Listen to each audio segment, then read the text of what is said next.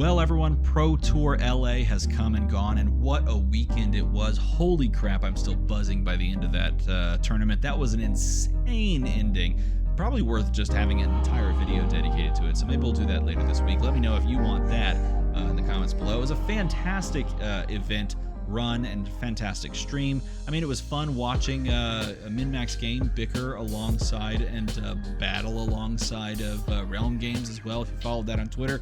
Fantastic time all around. But that's not what we're talking about today. What we're talking about today is the scheduled banned and suspended, or in this case, restricted announcement. And let's just go ahead and cut to the chase. Berserk is banned and Crown of Seeds is banned. And these are interesting bans, but before we even set that up, what could they have done instead? I will say that a week ago, I was thinking about the ban and restricted announcement because I do that. As a flesh and blood content creator, I think about random crap about Flesh and Blood. And so last week I was thinking about what they could possibly ban, and I was like, maybe they do Cast Bones. I don't like that ban, but they could possibly argue that Cast Bones is just too swingy and makes the deck a little bit too powerful and makes the deck kind of like come back from situations that, you know, poor play should not allow you to come back from. Maybe. I would not have liked it personally, and I'm glad to see that that card is still there. Perhaps it's being printed in the Armory decks for KO and that come out in May, and that would be a very bad look. So perhaps that's why we're not worried too much about that card being on the chopping block, if you will. Instead, they chose to ban Berserk, and they're not doing it from a place of this card sees heavy play. In fact, they even say that Berserk KO appeared to be a trap after they did their testing and the community did its playing of games, and instead they just built it as an efficient aggro deck, and it claimed 4 out of the 8 top slots at PTLA. It did not win because the most incredible ending to the PTLA there ever was happened instead. But it would have been a very strange thing had KO did win and gain 200 points and then go up to like 380 points or 400 points or whatever it would be going into the ProQuest season we're about to enter in next month. Because then you get this awkward thing of like, oh, that hero's already like halfway to LL. No, it doesn't feel good. But that didn't happen, and there's some actual safeguards we'll talk about at the end in place to keep that from happening and to keep things nice and spread out and smooth as far as points go. But why Berserk? Well, why Berserk?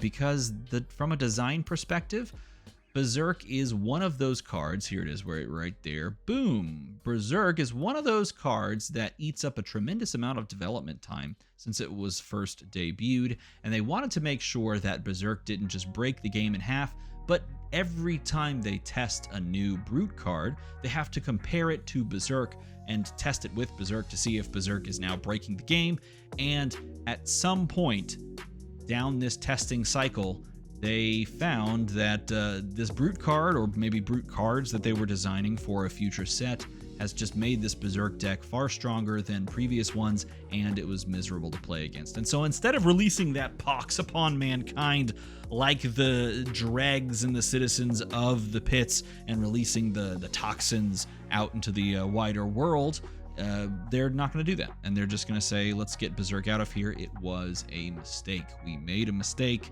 and we're just going to get rid of this card so that we can create cool cards for Brute that don't have to be hamstrung by being too good with Berserk. And I'm sad by this because I actually think Berserk's kind of a cool card conceptually. And the slippery slope to this is that Berserk is a combo card. And if we go down the, the slope, if you will, of let's eliminate cards that limit our design space. If we go down that too far, I'm not saying LSS is, but if we continue down that path, we start to eliminate the possibility of cool combo decks down the line, or really just, you know, like these big splashy effects. I don't think LSS is doing that, but I do think that that is always something that should be on the mind of any game developer. It's like, it's important to create cool cards with flashy effects that can still create space for design. And I think Berserk, in the way that they're describing it, took it a step too far, or perhaps maybe even 2 steps too far, because it enables too much and it forces them to design Brute cards to a small constraint instead of a large constraint. Like I said, I actually do kind of enjoy playing Berserk because it's almost like a win button in a way. If you can pay for your first trigger, it kind of just rolls itself. I like the idea of cards that create engines to allow you to funnel either resources or damage or something else into other things. I think that's very cool, and I think conceptually they can still do that without doing the same thing that they did with Berserk. And so that's what I'm hoping for with future cards. And I like the idea of there being like a hero that is very combo focused. I don't personally see Bolton or Kano as a combo deck in my own mind, even though that's probably just the best way to describe them. And so I don't know. Berserk kind of felt like that combo thing. It draws you a thing when you do a thing and you meet the thing, and then the engine is set up and you go.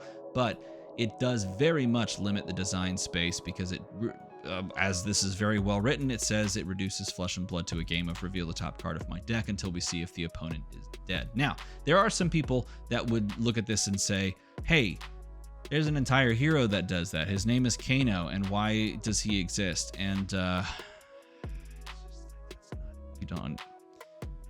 it's not anywhere in. Okay, so look, if you design a hero that can play the top card of their deck at extra cost, and it still doesn't just boop win you the game, it doesn't draw you the card, it just reveals it and lets you play it, that is functionally different from a card that cost 1 and all the other cards in your deck that do a thing can now all of a sudden draw you an extra card. Those are far different effects, so please do not misconstrue the definition here with an entire hero that has so many extra hoops to jump through.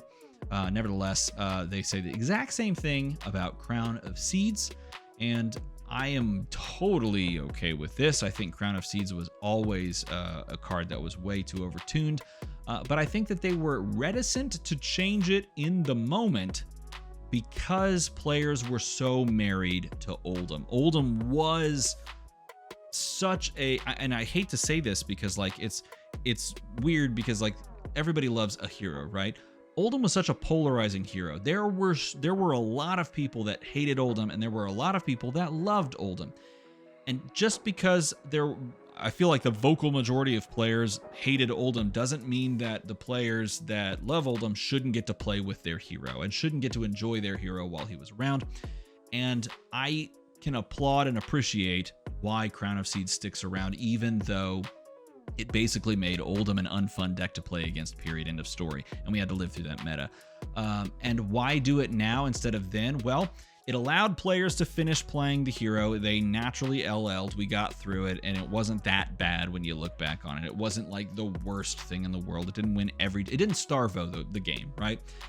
And now that he's out of the way and this is not a card that people can use, and now that this is not really interacting with anyone in the classic constructed meta, this is actually the best time to do it so that now you have the capability of printing new heroes that could fall into Earth and play this card, or sorry, play the card pool without having to worry about Crown of Seeds becoming this, degenerate thing for every single hero that ever comes out in the Earth element. They're clearing out space, design space, to create new fun heroes that aren't immediately broken with Crown of Seeds. And I think that is very, very smart. I think this is actually very well timed to do so now, rather than doing it, like a month after their next Earth hero comes out. Doesn't make any sense to do that then. It makes total sense to do it now because it's not affecting anyone playing in a tournament next weekend, or the weekend after that, or the weekend after that. So it's actually very well timed for Crown of Seeds.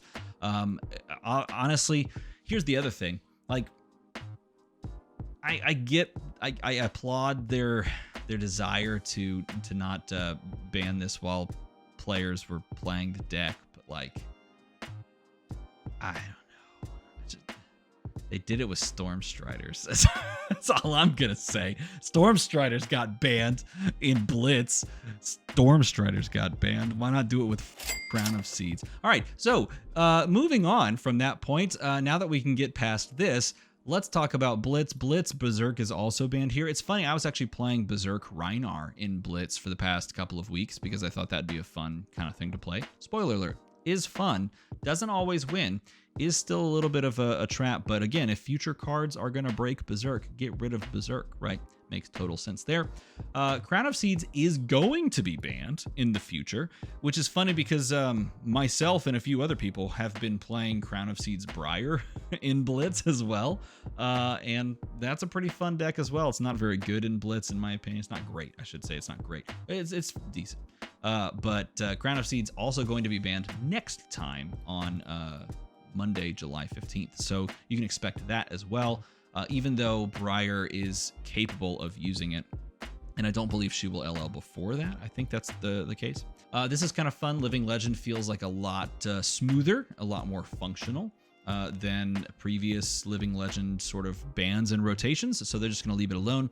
And finally, the ProQuest Amsterdam winning heroes will claim 3 Living Legend points per event win. So this is an interesting one because ProQuest is its own category that is now going from 4 to 3. It used to be 4 points and now it's 3 points. And this is this could be in response to a number of things. One, there's probably a lot more ProQuests that are going to be firing.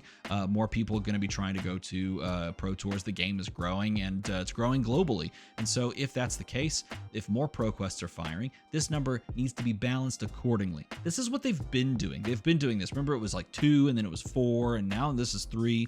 Same thing with Road to Nationals as well. And my thought is if this number is changing, this number might change soon as well. So Road to Nationals next year might get tweaked. Obviously, the Road to National season is over, so you don't have to tweak the number now. You can wait for more data and then tweak it later.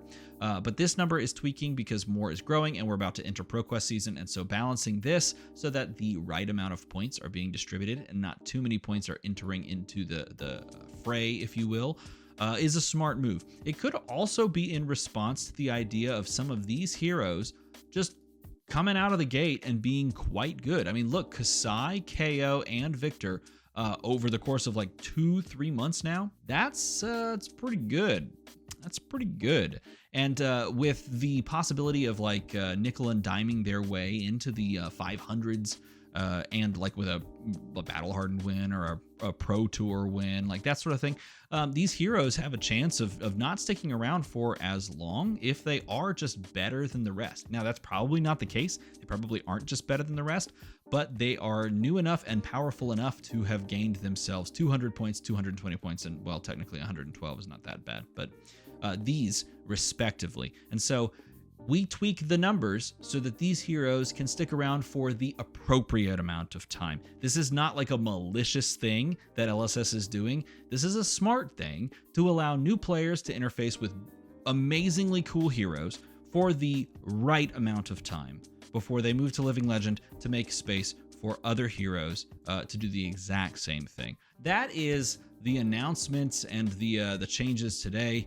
As you can see, they've already updated the band list here. You've got Crown of Seeds and Berserk added to the Classic Constructed bands. If you enjoy this video and you want to support the channel and you want to make this dream a reality, make the number go slightly higher, support me on Patreon so that I can keep doing this video thing ad nauseum and entertain you while you cook dinner.